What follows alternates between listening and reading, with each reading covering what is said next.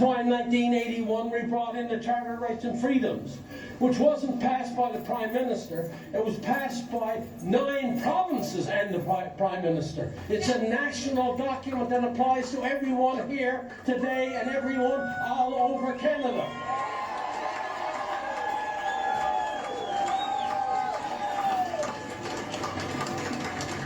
So understand, except for the creation of the country in 1867, the Charter of Rights and Freedoms is by far the most important document in the history of our country, since we were a country. It is the most important one, because it applies to you and me equally.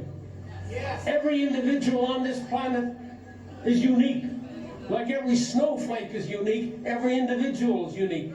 And therefore, when you get a document which says that I have these freedoms and I have these rights, that means every single one of us, from Defino to Iqaluit to Bonavista to the Niagara Peninsula, every Canadian is equal and has equal rights before the law. Section 2 of the Charter of Rights and Freedoms, what does it say? It says you have freedom of expression, you have freedom of conscience, you have freedom of religion, you have freedom of expression, and you have freedom of the press. What else does it say? It says you have freedom to associate. You have freedom to assemble. And in section 6 it says you have the right to travel anywhere in this nation, anytime. And you even have the freedom to leave this country if you so want. But most importantly for a lot of people who now see this, it also says in section 6, you have the right to pursue a livelihood anywhere in this country.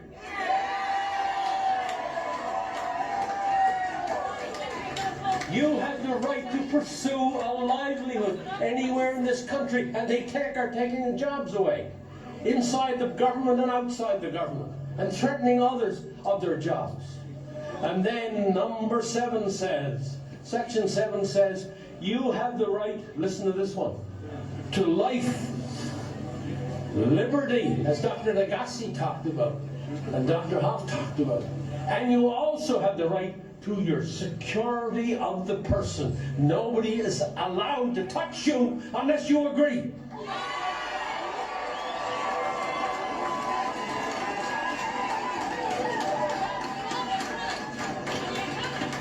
And then section 15 says, to top it all off, we weren't satisfied with those 3. We topped it off by saying every person in Canada is equal before the law.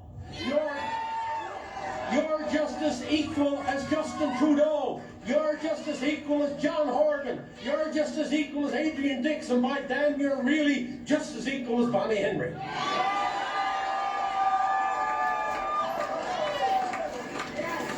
You don't have to take a back seat to anybody. You have your rights and your freedoms as an individual. This business of group rights and this business of lobby group rights and all the rest of it completely disguises your rights as an individual. And we got to be very careful going forward that we don't lose these rights to these groups, that they take over and dominate the government of British Columbia or the government of any province. You must remain steadfast that as an individual you come first. The groups come second that you form with. And that's very important for any democracy anywhere in the world. When the individual gets submerged by a group or something else, that's the beginning of the decline of our democracy. So those 4 sections of the Constitution and of the Charter of Rights are absolutely sacrosanct, okay? And then we've got people out there who are trying to say to me and to others, I don't know if they think we don't know the difference, that somehow section 1 of the Constitution, I know it's cool, I know it's getting evening, but you got to listen to this. Somehow that section 1 forgives the government, and that they can go ahead and override those other 4 sections I just mentioned. I got news for them. There are 4 tests that have to be met. Well, first of all, that section 1 doesn't even apply to our circumstance, because when we wrote that section, The whole idea was this, that the only way you could override these sacrosanct rights and freedoms of individuals, which, if there was a dire situation in the country, like war or insurrection, a virus from which 99% recover, is no war and no insurrection.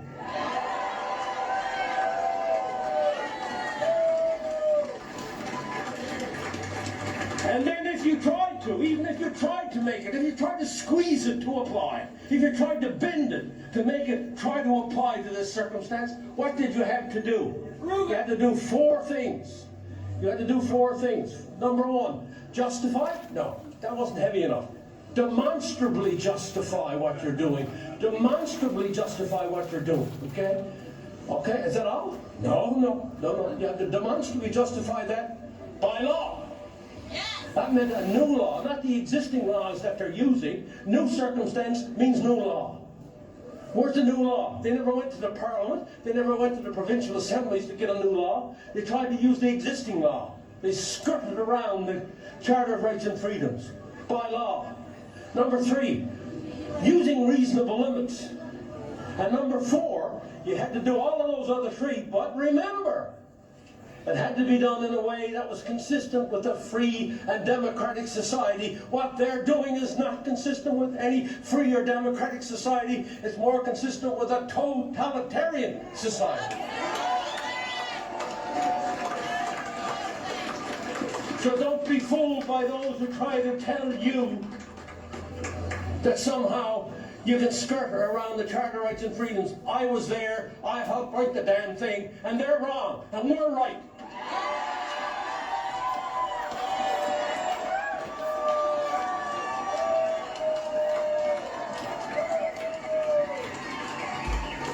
We didn't wait from 1867 to 1981 to now 2021 to see all of our rights suddenly wiped out for callous and powerful reasons by those who forget from whence they came.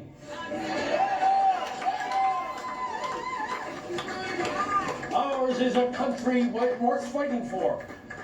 Listen to me, I was 7 years old before I became a Canadian. I wasn't born a Canadian, but I can tell you right now, I'm a Canadian now, and I want to defend what we've had and what we know we can continue to have in this country.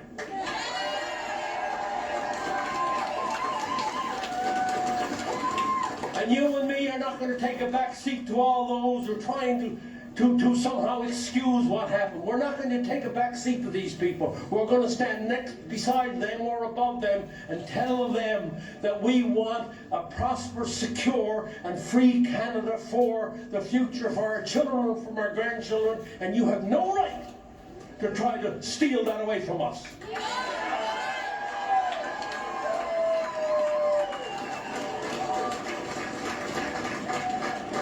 From Tofino to Iqaluit to Bonavista to Niagara Peninsula, we must become united as Canadians, as free Canadians, understanding our history, understanding the history of our planet, and put that all in context for tomorrow, so that we can be a proud, free country in the northern part of North America. We're not going away, Mr. Horgan.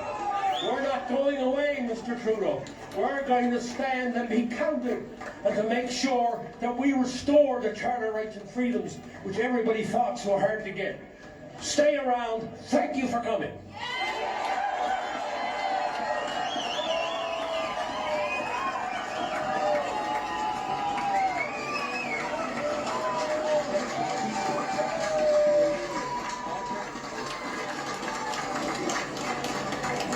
We have a special gift to give the Honourable Brian Peckford. This man here, Mark from Courtney, has a piece of the Berlin Wall. When did you take that? I stood on the Berlin Wall November 9th, 1989, and I took 1,000 pieces. And I've got one here for the Honourable Brian Peckford, and I wish to present it to him. This is all unprepared, but I would like to present it to you for all the work you've done. And I took this off the Berlin Wall. I stood with 20,000 people with a sledgehammer in one hand and a freedom sickle in the other. And we're here to bring down this invisible Berlin Wall to split